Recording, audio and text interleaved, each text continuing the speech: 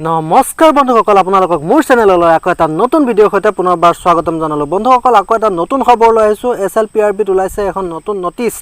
29/6/2022 এখন নতুন নটিচ আহিছে। মই সেই নটিচখনৰ বিষয়ে আপোনালোকক ডিটেইলছত ক'বলৈ চেষ্টা কৰিম। আপোনালোকে যদিহে আমাৰ চেনেলত নতুনকৈ আহিছে তেতিয়াহ'লে আমাৰ চেনেলটো ছাবস্ক্ৰাইব কৰি ৰাখিব।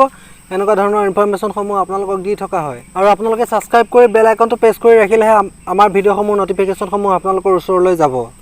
আপোনালোকে SLPRBত অফিচিয়েল সাইটত গৈ পেলাই সাৰ্চ কৰিব। সাৰ্চ কৰিলে আপোনালোকে এখন নটিচ দেখিবলৈ পাব। নটিচখন আপোনালোকৰ সুখৰ বাবে নহয়, আপোনালোকৰ দুখৰ বাবে। যি 320টা আসাম কামাণ্ডো বেটেলিয়নৰ ইণ্টাৰভিউ হ'বলৈ আছিলে, সেইটো বৰ্তমান ডেট পষ্টপন কৰা হৈছে অসমত বৰষুণ আৰু বানপানীৰ বাবে। যিসকল কেণ্ডিডেটৰ ফিজিকেল টেষ্ট 28 জুন তাৰিখে হ'ব লগা আছিলে, সেই 28 জুন তাৰিখে নহ'লে।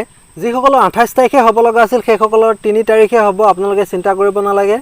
যদিও ডেটটো পষ্টপন কৰা হৈছে, নেক্সট ডেট আপোনালোকে 3 তাৰিখে দিবলৈ পাৰিব। আপোনালোকৰ ফিজিকেল টেষ্টটো ভাল হওক, তাৰে কামনাৰে আজি ভিডিঅ'টোত ইমানেই। জয় অসম, জয় হিন্দ।